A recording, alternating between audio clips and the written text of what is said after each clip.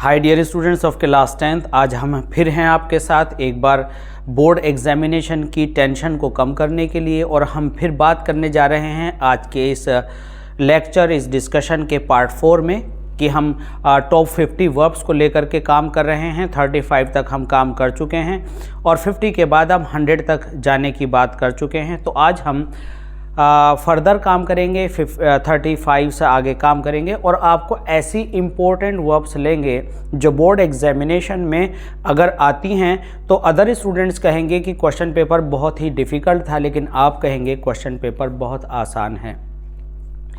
This is M. Rahman and I welcome you to our AC classes of English language, and we are going to resume our identification of verbs and identification of tenses through this session.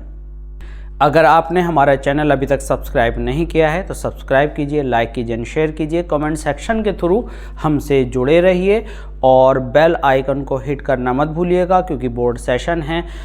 कौन सी video कब यहाँ से आपके लिए upload हुई आपको notification मिलते रहें, इसलिए आप बेल आइकन को हिट ज़रूर करें। आइए शुरू करते हैं अपने क्वेश्चन नंबर 36 से। Question number 36, would that I be a king. और दूसरा सेंटेंस है would that be a king in 1557। तो यहाँ पर सब्जेक्ट आपका आई रह गया है, इसको हम दोबारा से लिखते हैं। जनरली जैसे ही हम एकदम निगाह डालते हैं कैजुअली, तो यहाँ पर हम देखते हैं कि दोनों सेंटेंसेस एक जैसे लग रहे हैं। नहीं, दोनों में डिफरेंस है और यही डिफरेंस को समझ लेना बोर्ड एग्जामिनेशन में विक्ट्री जैसा होगा। यहाँ पर आप देख रहे हैं कि किंग वर्ड आया और कोई टेंस पर्टिकुलर हमारे सामने नहीं है। और यहाँ पर हम देख रहे हैं कि जो यहाँ आपको 1557 दिया है, ये डिस्प्ले करता है कि ये बात है पास्ट की। तो यहाँ पर आपको 4 पॉइंट्स अच्छे से समझ लेने हैं, जो कि आपको ट्रांसलेशन में जब एक पैराग्राफ आपको हिंदी से इंग्लिश में करने के लिए आता है तो आपके लिए ये बातें बहुत हेल्पफुल साबित होंगी। अगर आपको यहाँ पर बी दिया है यहाँ पर आपको बी दिया है, अगर यह आपको फ्यूचर की तरफ इशारा करता है और ये बी आपका पास्ट की तरफ इशारा करता है, तो आप क्या करते हैं कि इस बी को आप वर्ब के सेंस में यूज़ करते हैं, चाहे आपका सब्जेक्ट सिंगुलर हो चाहे प्लूरल हो। लेकिन अगर पास्ट में है तो आप क्या करते हैं, इसको हैड बीन, इस बी को पास्ट में लिखते हैं, चाहे आपका सब्जेक्ट सिंगुलर हो चाहे प्लूरल हो। ये याद रखना है। और यहाँ पर बी का मतलब होता है होना। वुड दैट का मतलब होता है, यहाँ पर आप समझ लें काश। काश का मतलब क्या होता है? अब जैसे कि हमने यहाँ पर काश के लिए ये साइन ऑफ एक्सक्लेमेशन लगाया, तो बेहतर होगा कि हम यहाँ भी लगा लें, काश मैं राजा हो जाऊं। तो यहाँ पर जो सेंस निकल करके आ रहा है वह है हो जाऊं। हो जाऊं इट मीन्स कि हम फ्यूचर की तरफ जाने की बात कर रहे हैं, तो यहाँ पर हम वर लगाएंगे। तो जैसे ही कैजुअल हम यहाँ अपनी आंखों को डालते हैं, देखते हैं, यहाँ पर निगाह डालते हैं, तो हम देखते हैं कि वही वर्क क्यों आया। यहाँ तो वॉज आना चाहिए, आई सिंगुलर होता है तो वर्क का क्या काम है। तो हमें स्पेशली ये जानना है यहाँ पर कि जब भी हम इमेजिनेशन में हो जाऊँ वाली बात सोचते हैं तो वहाँ पर हम हमेशा वर लगाते हैं, चाहे हमारे को यहाँ सब्जेक्ट सिंगुलर हो या प्लूरल हो। अगर यहाँ पर हम वॉज लगाते तो इसका सीधा सा मतलब था कि वो राजा था, डिसाइडेड फैक्ट है। यहाँ पर पास्ट आ गया तो पास्ट में आप यूज करेंगे हैड बीन। अब यहाँ पर वर्ब नहीं थी, ये बी फॉर्म थी, मेन वर्ब नहीं थी, जिसकी आप first form, second form, third form करते हैं। तो इसी वर्जन को हम नेक्स्ट एग्जाम्पल में आपको समझाते हैं कि अगर वर्ब आ जाए बी की जगह मेन वर्ब, तो आप क्या करने वाले हैं। एग्जाम्पल नंबर 38 में हमने वुड दैट की जगह आई विश यहाँ दिखाया है। आई विश जब आप लगाते हैं तो एक्सक्लेमेशन या एक्सक्लेमेटरी मार्क हम नहीं लगाते हैं। और आई विश के बाद सेम यहाँ पर हमने किया है, क्योंकि आई विश आपके असर्टिव सेंटेंस को और वुड दैट आपके एक्सक्लेमेटरी सेंटेंस को रिप्रेजेंट करते हैं।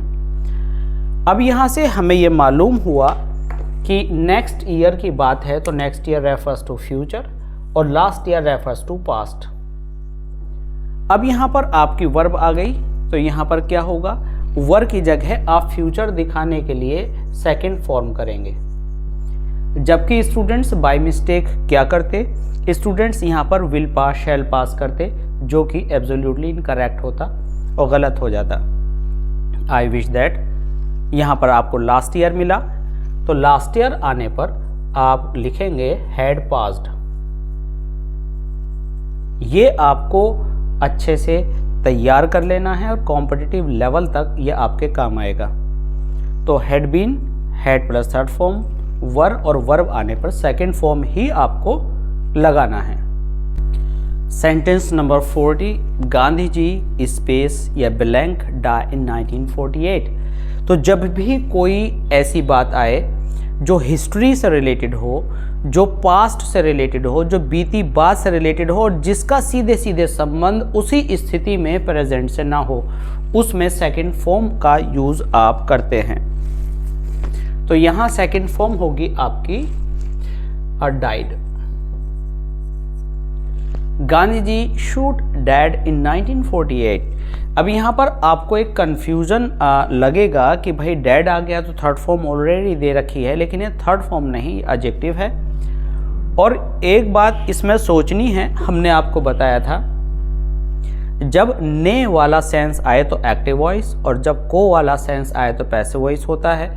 ये हमने पहले पार्ट से कई बार बात रिपीट की है। गांधी जी ने मारा या गांधी जी को मारा, तो यहाँ को सूट कर रहा है, तो को सूट करने की बिना पर की वजह से हम क्या करेंगे, जब भी हिस्ट्री का पास्ट बनता है तो वॉज वर के साथ बनता है और वॉज वर आते हैं इस सब्जेक्ट के अकॉर्डिंग। तो Gandhi ji was shot dead, इसमें एक मिस्टेक होने के जो इम्कानात हैं या जो डाउट्स हैं वो कहाँ पर गड़बड़ होने के चांसेस हैं, शूट में शूटेड कर देते हैं स्टूडेंट्स, शूटेड नहीं होगा, शॉट होगा। तो एक ओ फिनिश हो जाएगा, सेकंड फॉर्म और थर्ड फॉर्म एक जैसी हो जाएंगी। Gandhi ji was shot dead इन 1948। तो ये आपका सेंटेंस बना पैसिव वॉइस में। तो आपकी जो वर्ब्स हैं वो पैसिव वॉइस में भी बनेंगी, एक्टिव वॉइस में भी बनेंगी। तो ने वाले जितने सेंटेंसेस हों सब एक्टिव वॉइस में और जो को वाले हों वो सब आपके पैसिव वॉइस में वर्ब के साथ यूज़ किए जाएंगे। Next, don't disturb me. हमेशा एक बात याद रखिए कि जब भी आपके सेंटेंस की बिगिनिंग इंपेरेटिव सेंटेंस से हो तो अगला एक्शन ये माना जाता है कि वह कंटिन्यू रहेगा। प्रेजेंट कॉन्टिन्यूअस को कैसे हम आइडेंटिफाई करते हैं? प्रेजेंट कॉन्टिन्यूअस को हम आइडेंटिफाई करते हैं, वर्क कंटिन्यूज, काम जारी रहता है, at the time of speaking, बोलने के समय जब वर्क जारी हो तो कॉन्टिन्यूअस होता है। हमने कहा देखो वह दौड़ रहा है, तो जब हम किसी से कह रहे हैं देखो तो कुछ काम जारी हो रहा होगा ना, तो वही चीज़ आपको यहाँ पर मिलेगी। डोंट डिस्टर्ब मी, मुझे डिस्टर्ब मत करना क्योंकि मैं I am preparing for the test. तो इंपेरेटिव शुरू होने पर आप प्रेजेंट कॉन्टिन्यूअस बनाते हैं। नेक्स्ट क्वेश्चन है, my son finish his work before I came. ये आप पीछे भी एक्सपीरियंस कर चुके हैं। बिफोर के बाद हमेशा इंडेफिनिट आता है और इसी टेंस का परफेक्ट बिफोर से पहले आता है। तो बताएं यहाँ कौन सा परफेक्ट आएगा? वो पास्ट इंडेफिनिट है तो आपका ये पास्ट परफेक्ट होगा, हैड फिनिश्ड।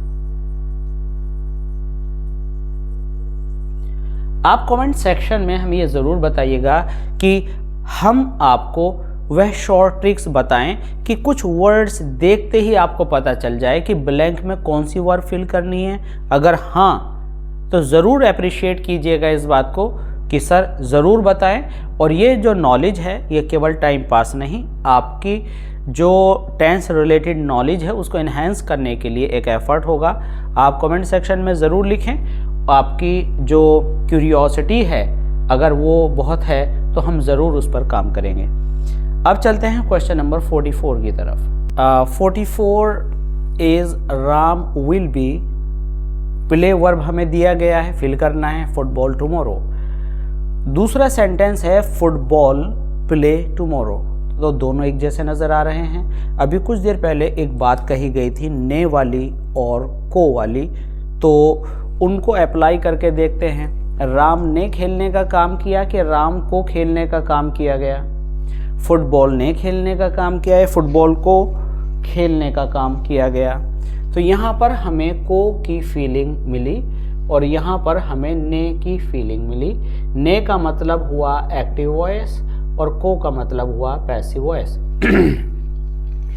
अब जब विल बी हुआ तो फ्यूचर की तरफ है, ने है, तो बी के साथ एक्टिव वॉइस में क्या आएगा बताएं? विल बी के साथ हमेशा आईएनजी फॉर्म, प्लेइंग। यहां पर प्ले आपको मिला, टुमारो है, को आ गया, तो जब भी को का सेंस आए तो will be plus third form, को means will be plus third form of verb, तो आप लिखेंगे will be played tomorrow. Look a boy run after the moving bus. अब ये मूविंग बस क्या है? चलती हुई बस। जब आपको कहा जाए दौड़ते हुए दौड़ता हुआ खिलाड़ी तो रनिंग प्लेयर। तो इस तरह से आईएनजी में हुआ हुए वर्ग जारी दिखाने के लिए जेरेंड का हम यूज़ करते हैं, सॉरी यहाँ पर पार्टिसिपल का यूज़ करते हैं। लुक अ बॉय रन, तो जब हमने इम्पेरेटिव पार्ट लिया पहले तो अगला क्या होगा आपको मालूम है, कॉन्टिन्यूअस होगा, इज रनिंग।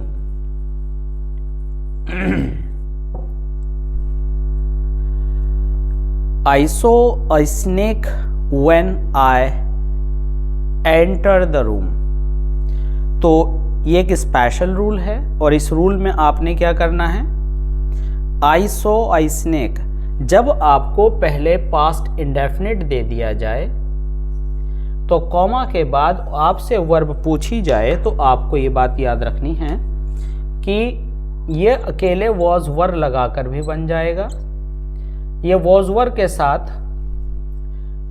वर के साथ कॉन्टिन्यूअस फॉर्म देने पर वर्ब की फर्स्ट फॉर्म प्लस आईएनजी लगाकर भी बन जाएगा, ये वर्ब की सेकंड फॉर्म लगाकर भी बन जाएगा, और यहाँ अगर पास्ट इंडेफिनिट है तो यहाँ पर हेड प्लस वर्ब की थर्ड फॉर्म से भी बन जाएगा।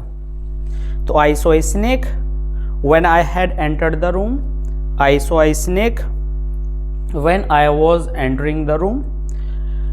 अब यहाँ पर वॉज वर इसलिए नहीं आएगा क्योंकि वर्ब दे रखी है, और वर्ब दे रखी है तो आप चाहे आईएनजी लगाएं, लेकिन आईएनजी के केस में एक ख़ास बात ये याद रखनी है आपको कि व्हेन के साथ आईएनजी नहीं आती। अगर यहाँ व्हाइल होता तो आप आईएनजी लगाते। तो यहाँ पर हमारे पास वॉज वर का ऑप्शन ख़त्म हो गया क्योंकि वर्ब दे रखी है। आईएनजी व्हाइल के साथ आती है, व्हेन के साथ नहीं। तो अब आपके पास दो ऑप्शंस बचे, सेकंड फॉर्म एंड हेड। अगर एक के बाद दूसरा काम क्विकली हुआ है तो सेकंड फॉर्म, और देर में हुआ है तो थर्ड फॉर्म।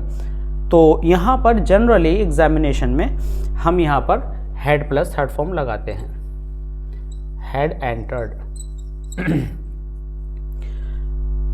और अगर हमें ये सेंटेंस में, इस सेंटेंस में किसी में भी ये पता चले कि I earned money when I had got education, तो एजुकेशन लेना और मनी अर्न करने में टाइम लगेगा तो उधर हेड जाएगा।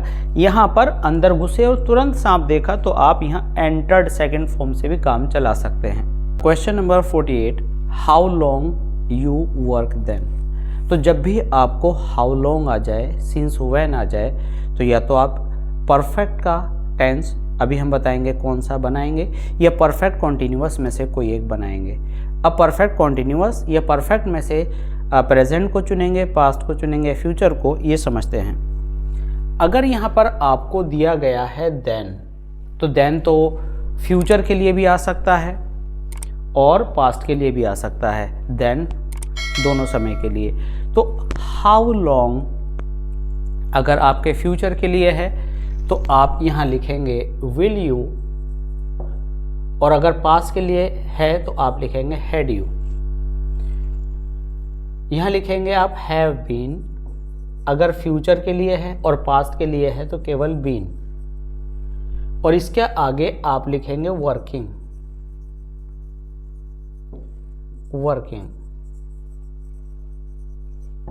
देन विल हैव बीन, जब भी हम फ्यूचर कॉन्टिन्यूअस बनाते हैं तो पहला पार्ट हम सब्जेक्ट से पहले लेते हैं, बाकी सारा जो पार्टिकल का ग्रुप है उसको हम कहाँ लेते हैं, वर्ब के पास। तो ये आप सीख लीजिए। इसके बाद है the dogs bark the whole night. तो यहाँ पर आपको द होल नाइट जब भी आ जाए, भौंकते रहे, तो आप यहाँ पर पास्ट परफेक्ट का यूज करेंगे, हैड बीन बार्किंग। कुत्ते पूरी रात भौंकते रहेंगे, आप ये बात फ्यूचर में कैसे कह सकते हैं, जानकारी नहीं है ये होगा या नहीं होगा। लेकिन अगर पास्ट की बात है तो भौंक रहे थे तब आप रिपोर्टिंग करेंगे, तो यहाँ पर आप करेंगे had been barking. Next 50th हमारे टारगेट को पूरा करने वाला sentence, she has been ill. अब यहाँ पर एक वर्ड लिखने से रह गया है, यहाँ हम लिखेंगे सिंस, और यहाँ हम लिखेंगे शी। तो यहाँ आया आपका सिंस, यहाँ आया आपका प्रेजेंट परफेक्ट। तो प्रेजेंट परफेक्ट के बाद जब भी सिंस आ जाए तो सिंस के बाद हम जनरली मॉर्निंग, इवनिंग कुछ ऐसा लिखते हैं। लेकिन अगर यहाँ क्लोज आ जाए, टेंस की तरह से हमें कुछ लिखना हो, तो ये पास्ट इंडेफिनिट होता है। प्रेजेंट परफेक्ट सिंस के बाद पास्ट इंडेफिनिट ही आता है, ये आपको याद रखना है। यहाँ पर हमारी पर्सनल समझ काम नहीं कर सकती है। तो ये प्रॉमिस हमने पूरा किया, अब हम इससे आगे चलेंगे। ऐसे ही हमारी दूसरी सीरीज भी चली हुई हैं, हम उनको टॉप 50 क्वेश्चंस को लेकर के पूरा करेंगे। आई होप कि यह आपको बहुत अच्छे से समझ में आया होगा और आपने इससे बहुत कुछ सीखा होगा। बार बार आप इसकी प्रैक्टिस करेंगे।